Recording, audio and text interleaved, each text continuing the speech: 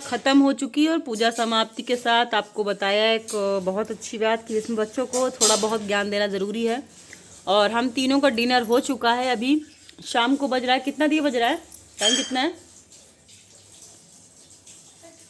8:30 बज रहा है शायद, 8 बज रहा है। मैं ही टाइम देखती हूँ। हाँ करेक्ट 8 बज रहे हैं। तो 8 बजे ही डिनर हो चुका है। कोशिश करते हैं हम अपने डिनर का टाइम 7-8 बजे ख़त्म करते हैं। रीज़न ये है कि मेरा गॉल ब्लैडर नहीं है तो खाना डाइजेशन का प्रॉब्लम हो सकता है, इसलिए। और जिन्हें गॉल ब्लैडर हो या ना हो फिर भी आज की डेट में पाचन तंत्र का सबको प्रॉब्लम है।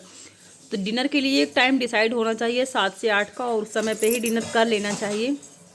एक्सरसाइज बहुत ज़रूरी है, एक्सरसाइज भी करना चाहिए। और इसके साथ साथ जिन्हें योग का है शौक़ वो योग कर सकते हैं, मेडिटेशन का है मेडिटेशन कर सकते हैं। हर चीज़ के लिए थोड़ा सा टाइमिंग निर्धारित करने से ये होता है कि चीज़ों में थोड़ा सा टाइमिंग बनी रहती है। लेकिन मैं खुद कई बार एकदम अपने जितनी भी टर्म्स कंडीशंस हैं उनके बिल्कुल जगह पर नहीं आ पाती हूँ, क्योंकि वीडियोस एडिटिंग करना, शेयरिंग करना, इसके साथ चीज़ों को सब कुछ लेकर चलना, मैं टाइमिंग का नहीं ध्यान दे पाती हूँ। कि शाम को टाइम थोड़ा सा फ्री रहती हूँ। तो फ्री क्या रहती हूँ, मतलब टाइम ये रहता है कि अगर नहीं खाऊंगी टाइम से खाना तो रात तक वो डाइजेशन प्रॉब्लम करेगा ही, इसलिए मैं जल्दी ही खा लेती हूँ, क्योंकि प्रॉब्लम हो जाती है मुझे। तो प्रॉब्लम ना हो इसके लिए गैपिंग ज़रूरी है खाने में। डिनर हो चुका है। जो साधना चैनल में अनिरुद्धाचार्य जी का वीडियो आ चुका है लाइव, मैं उनका वीडियो देखती ज़रूर हूँ।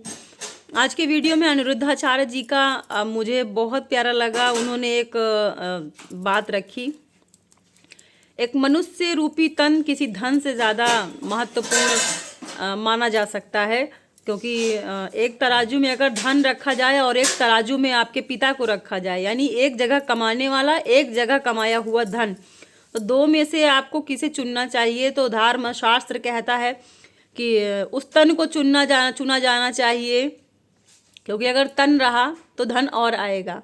लेकिन जब आप धन चुन लेते हैं तो फिर मार्ग खत्म, क्योंकि उसे प्राप्त करने वाला, उसका जो साधक है यानी मध्यस्थ है, वो तन ही रहा ना।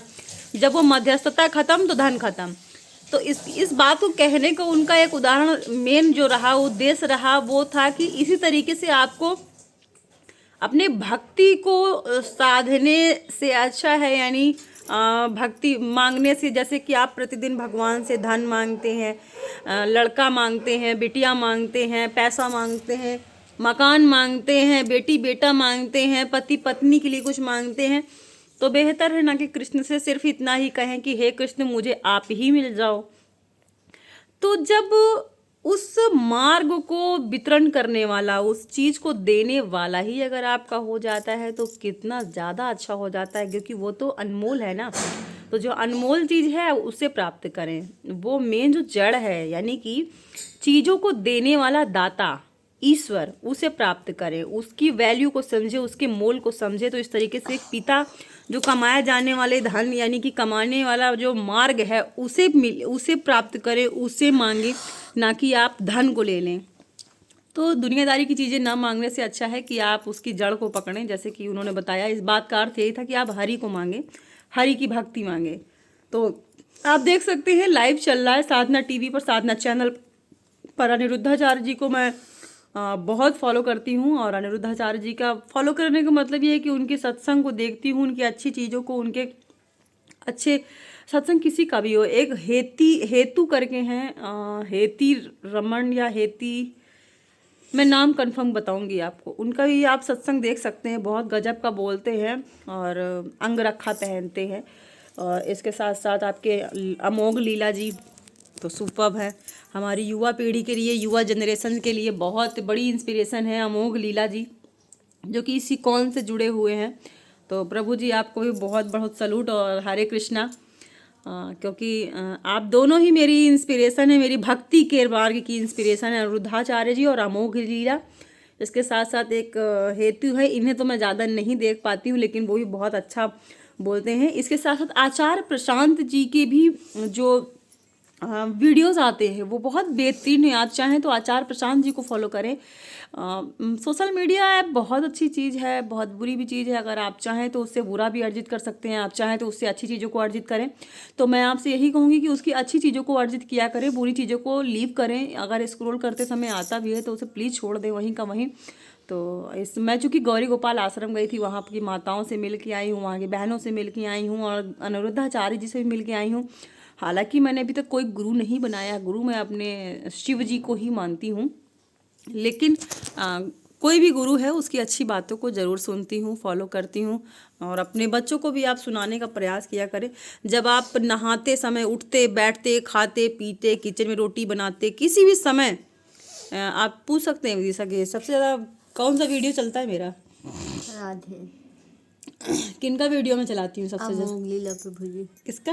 अमोघ लीला। अमोघ लीला जी का। मैं तो आज के यूथ के हिसाब से वो देते हैं ना। आज के यूथ यानी युवा वर्ग को कैसे डील करना है, सच में बहुत और सुपर एक चीज बोलते हैं। मैंने सीखी है, मतलब आप जब रोटी सेकती हो या पहला कुछ भी पूड़ी का डालती हो वो बना के, तो कृष्णार्पण बोलना होता है। तो अब क्या होता है, आपको जब छींक भी बोलते हैं राधे, और मेरी तो आदत भी बस गई है। मैं तो मेरे तो को विदिशा ने हो गया है। एक मतलब दिया ने एक बहुत अच्छी चीज सीखी है हमसे। हमसे क्या, ठाकुर जी ने ही मुझे बुद्धि दी या मेरे मुंह से याद नहीं करता है। मैं जैसे लेकिन कि वो शंकर जी की मुझे छींक आती थी, बोलती राधे। अच्छी राधे। खाना बनाती हूँ, पहली रोटी बनी, कृष्ण अर्पण। और रोटी बेल रही हूँ, हरे कृष्ण कृष्ण कृष्ण हरे हरे, हरे राम राम राम हरे हरे। जितनी तेज रोटी बेलूंगी उतनी तेज मंत्र का उच्चारण बढ़ेगा, जितनी तेज बर्तन धुलूंगी उतनी तेज मंत्र का उच्चारण बढ़ेगा, जितनी गति धीमी होगी उतना धीमा रहेगा, जितना तीव्र रहेगा उतना तीव्र। तो ये मेरी ध्वनि यानी कि वाणी का निरंतर एक चलता रहता है। कुछ अवगुण भी हैं मेरे अंदर, बहुत जल्द वो भी आप सबके साथ साझा करूंगी। हाँ, विदिशा बताने के लिए बहुत आतुर है।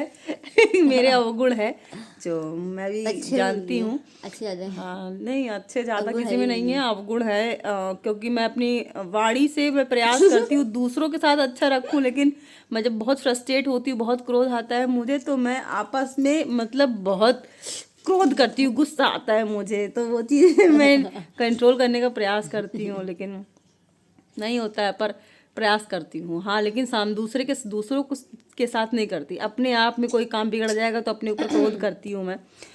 तो ये अवगुण है, जिन अवगुणों को मैं प्रयास करती रहती हूँ कि वो मेरे से ख़त्म हो।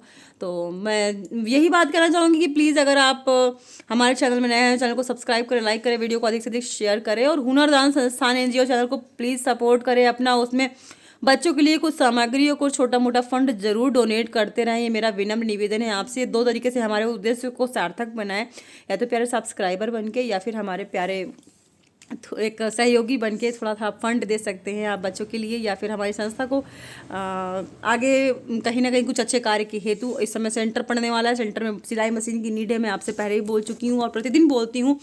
आप शायद किसी एक के कान में अच्छी बात पड़ेगी और इसका उसके ऊपर कुछ असर पड़ेगा। ऐसे बहुत सारे लोग हैं जिनके ऊपर असर पड़ा है और उन लोगों ने दान किया भी है। सिलाई मशीन के लिए कई तरफ से दान आया है मेरे पास, तो मैं बहुत जल्द सिलाई मशीन रखूँगी सेंटर पे। और वैभव सिंह चंदेल हमारा भाई है, वो सिलाई मशीन के लिए व्यवस्था भी कर रहा है। हो सकता है कुछ फंड से ही आ जाएंगी, मुझे उसके पैसे भी ना देने पड़े। तो ये ठाकुर जी की इच्छा होगी, मैं ठाकुर जी का बहुत बहुत शुक्रिया अदा करूँगी। इतनी सारी मध्यस्थता है, उन मध्यस्थताओं ने बहुत कुछ अच्छा सोचा है। और सच बताऊं तो ये मैं अपने लिए नहीं सोच रही हूँ, मैं कुछ ऐसी मेरे साथ जुड़ी महिलाएं हैं उनके लिए कुछ एक रोज़गार का मध्यस्थता देना चाहती हूँ। और अगर ठाकुर जी ने चाहा तो शायद वो बहुत जल्द मेरा सपना साकार भी होगा। मैं अपनी एक कहानी ज़रूर लेके आऊँगी इस बारे में भी, कि संस्था को चलाने के लिए मैं किस तरीके से दूसरों के दर में भटकी हूँ, किस तरीके से मैंने कितने समय तक दूसरों की संस्था में कार्य किया है, तब जाके अपनी संस्था को खुद रजिस्टर्ड करा है। मैंने भी नहीं किया है, कि विमल जी का क्रेडिट कहूँगी मेरी। तो मैं वो मुझे देखते थे नहीं तो प्रतिदिन किसी के एनजीओ में जाके, दूसरे के एनजीओ में एज ए ट्रेनर काम करते हुए, मैंने एज ए ट्रेनर कुछ न मिलते वक्त मैंने निःशुल्क कार्य किया है। निःशुल्क अपने पास की चीज़ों को दान कर दिया है। साड़ी, कपड़े, मेकअप आर्ट के जितने भी श्रृंगार के सामान 5-5 हज़ार रुपये के खुद खरीदे अपनी जेब से, वो दे के बच्चों को सिखाया है मैंने। ये गंगागंज सीओडी स्कूल है, वहाँ पर प्रत्यक्ष प्रमाण है बच्चे मेरे पास, जिसमें से काजल है और मानसी है और क्या नाम था दिया, जो मेरे साथ वो बच्चे थे गंगागंज के, बहुत सारे बच्चे हैं। कोमली, कोमल है, बहुत सारे बच्चे हैं। अपनी एनिवर्सरी में मैंने उनको उपहार स्वरूप श्रृंगार का यानी कि मेकअप आर्ट के लिए बहुत सारा सामान डोनेट किया था, जिससे वो बच्चे कुछ अच्छा सीखें। जिसमें से काजल मेरी सबसे प्यारी प्यारी सब्सक्राइबर और मेरी प्यारी सी स्टूडेंट रही है। इसके साथ साथ वहाँ की टीचर का बहुत बड़ा योगदान रहा। और इसकी मध्यस्थता में मैम उषा तिवारी जी रहीं, और उषा तिवारी जी मैम को भी मैं मध्यस्थता ही कहूँगी कि उनके संस्था में मैंने कई समय पर कई महीने काम किया, और उस काम करने में मुझे मात्र 50 रुपये मिले थे।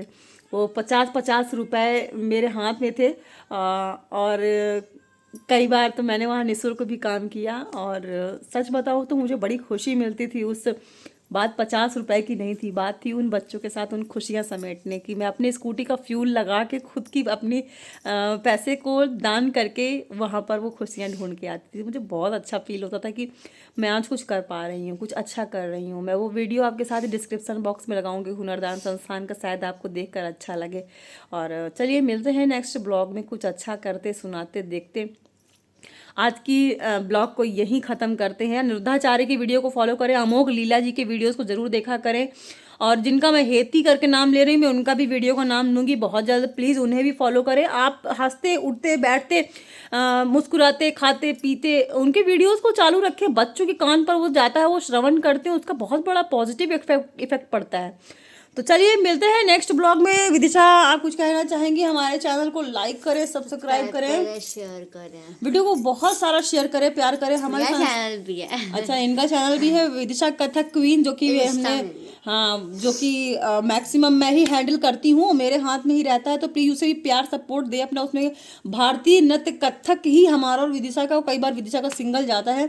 और आप अगर चाहें तो ऑनलाइन भी कथक सीखना चाहते हैं तो प्लीज़ हमारी क्लासेस बहुत जल्द शुरू हो रही हैं, और कई बच्चे तो सीखते भी हैं, तो आप चाहें तो ज्वाइन कर सकते हैं। उसके लिए हम आपको बहुत जल्द अपना नंबर भी प्रोवाइड करेंगे। चलिए मिलते हैं नेक्स्ट ब्लॉग में, तब तक के लिए बाय बाय। जय श्री राधे कृष्ण। जय श्री राधे कृष्णा, शुभ रात्रि, वंदे मातरम।